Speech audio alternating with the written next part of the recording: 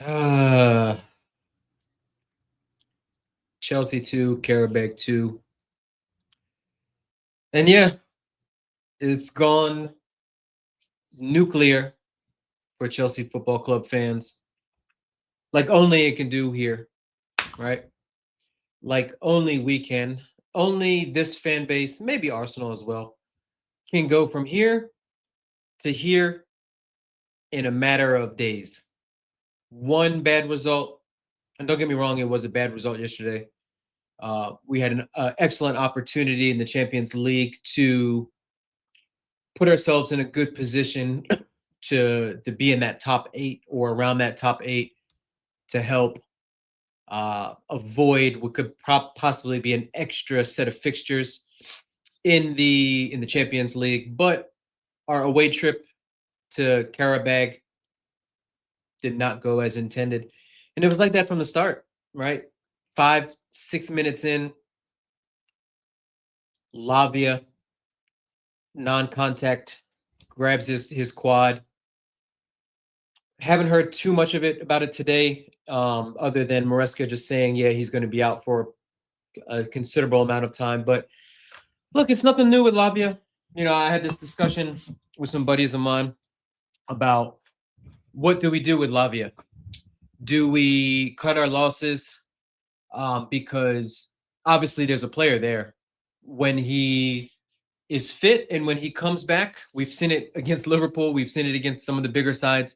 He is a fantastic player, not only a fantastic talent, but he's a fantastic player as of right now. And he offers so much to our team in terms of building out the back, our ability to play in and through presses and things like that and pressure. But the reality is, and I saw a stat today, I think he's played 29 matches for Chelsea in 2.5 seasons, 2.25, whatever, maybe 2.33 seasons, whatever we are through this one. Um, hasn't played a full 90 for us yet. And look, one thing, folks will criticize Maresca left and right about team selection, not being able to break down low blocks and things like that.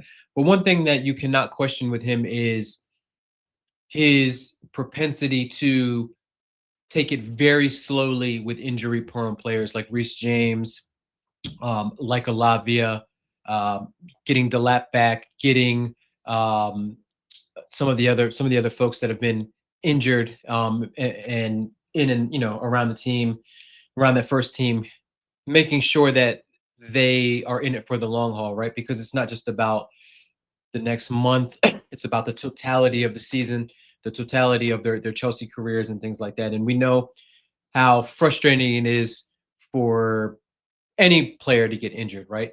You players want to play. Most injuries are freak injuries that aren't really preventable. Yeah, yeah. But we lost him. We had to bring in Caicedo, which was unfortunate because we traveled there with the intentions of getting 3 points, resting up some guys. Caicedo was on the bench. Enzo was on the bench. Gusto was on the bench. Delap was on the bench, maybe more so in punishment. So we'll go through the lineup real quick. We had Sanchez in goal, James at right back. The center backs were Tosin and Hato. Left back was Cucurella. Midfield was starting was Lavia and Santos.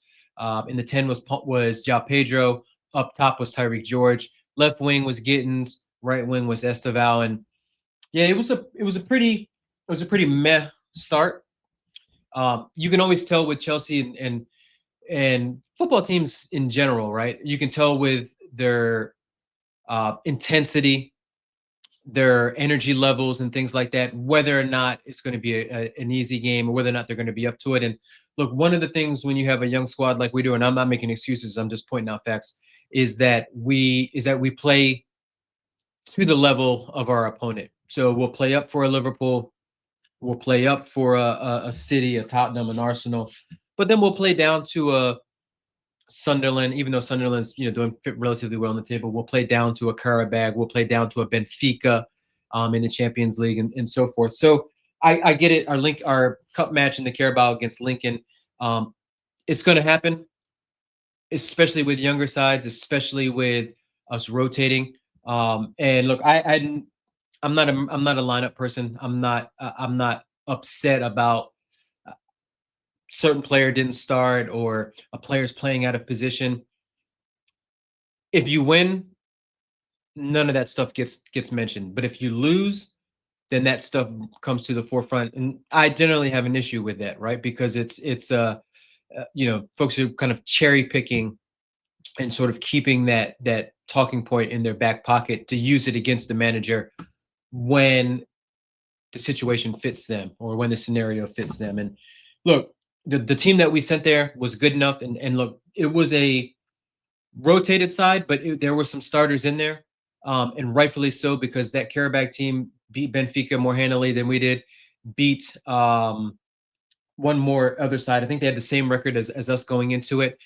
And look, they know that every game that they play versus bigger sides, they're going to be up for it. It's going to be their version of their Super Bowl for it, right? And they weren't great. I won't say that they were great, but neither were we. Um, but for us, really, what it comes down to, as usual, is if we can keep the boneheaded mistakes, if we can keep from being our own worst enemy, we are a very formidable side and a side that is very, very hard to beat. But when we give out gifts, and we gave out some gifts in this one, we are we can lose to anybody or get a poor result versus anybody. And that's what happened with this one. We get the early goal from Esteval, really well taken goal, really well taken build up. Ja Pedro finds kind of gets into the spaces, finds Santos. Santos finds and Esteval. Esteval chops it one touch onto his left, and then beats the keeper near post. Very, very nice finish and good. Like I said, a decent start. We were definitely asking more questions than they were, but not a scintillating start. Not a kind of start that you would say Chelsea's go out there and blow them out of the water. But we did enough in that first 15 minutes to warrant being up. But from there, calamity in that first half. Just things just fell apart. Um, Architects of our own downfall again. And Hato, I see a lot of folks clamoring for a partnership of Hato, center back partnership of Hato and Achipong in the Premier League. That ain't going to cut it, folks. And look, this is not me saying I don't rate those two, but those two are 19 years old, and I don't care about all of the experience that Hato has with Ajax. A lot of that experience came in a lesser league, playing at left back.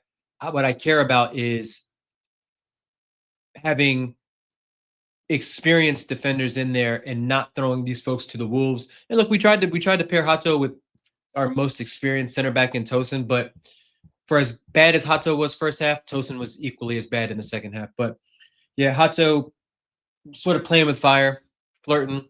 You could see it happen. You could see it coming. Gives the ball away in the first goal, allows Qarabag to get back into it, and then I would say a little unfortunate. It was definitely a handball and definitely a penalty on the second one. But again, he gave the ball away that led to that opportunity. And there were a couple opportunities before that Qarabag didn't really maximize their efforts on. But we're down 2-1 at halftime. We come out in the second half. We make some changes. Delap's on, Garnacho's on, and I think Enzo's on. So at this point, we've got almost our full strength team, with the exception of maybe Neto. But then you could say if you have Esteval out there, is it really that much of a drop off? And some folks would argue attacking wise. No, I'd probably say this too. Attacking wise, that's a better lineup. But we get the equalizer. Garnacho, we play a pass forward to Garnacho in space. He absolutely fucks up the 1-2 that he was trying to play, or the pass to Delap. It gets deflected right back to him. And fair play, he strikes the ball well, gets the goal. And it's like 56 minutes on the clock. So we've got plenty of opportunity, but time and time again, as it's shown, we cannot break down a low block. And this this one I won't harp too much on the manager, because I felt like we were moving the ball a little bit quicker. We had some opportunities. Delap had a couple shots. Enzo had 3 or 4 shots in there. Esteval had a couple shots. Esteval really, really, really tailed off after that first goal. He picked it up late, but in the in between time, disappointed in his work rate defensively. I thought he left Reece James out high and dry a lot on that right hand side. Thought he gave the ball away foolishly at times. But also, he's 18, so I'm and he attacking wise, wasn't too bad. So I'm willing to give him the benefit of the doubt and not crashing on him. Hato picked it up second half. I thought he was fine. He cut out a few decent opportunities for Qarabag. They did have a nice opportunity late where one of their attackers beat Cucurella across the face of the goal, and he got a toe to a squared ball, but it went directly to Sanchez. But overall, disappointing. I've seen folks crashing it out on the manager. Instead, if you're going to blame anyone in this one, blame the players because they did not do enough. The lineup that we put out there was strong enough to beat Qarabag away in the Champions League, but we didn't get it done. We rotated a little bit. We got Wolves coming up on the weekend. I'm calm. I'm calm. It is what it is at this particular point. We're a young team. We're going to have our ebbs and flows. We're going to have games where we play out of our skin. Then we're going to have games where we want to pull what little remaining hair we have out left. But let me know what your thoughts on the game are. Let me know what you'd like to see in the Wolves game in terms of intensity, personnel changes, what your center back partnership is, because that's the hot ticket, right? Everyone's like Maresca needs to settle on a center back partnership. How can you do that when each week one of them is proving that they don't deserve to be out there? So, folks aren't really grabbing their opportunities. I'd imagine on the weekend we'd see Fofana, probably Chalaba, but we'll see. We'll see. But like I said, hit that like, hit that subscribe. Let me know your comments, and we'll see you at the next one. Peace.